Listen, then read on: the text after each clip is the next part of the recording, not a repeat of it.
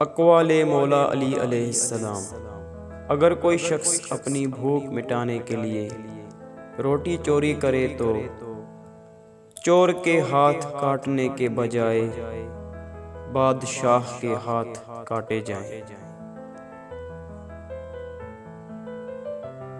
अगर तुम अपने इल्म पर मगरूर हो तो जहालत के लिए यही काफ़ी है। एक दूसरे से बुग़्ज़ ना रखो, क्योंकि ये हर खैर व बरकत के ज़वाल का बास है।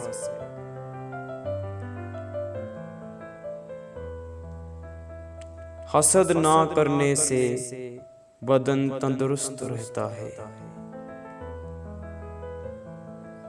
इंसान को अच्छी सोच पर वो इनाम मिलता है जो उसे अच्छे अमाल पर भी नहीं मिलता, क्योंकि सोच में दिखावा नहीं होता।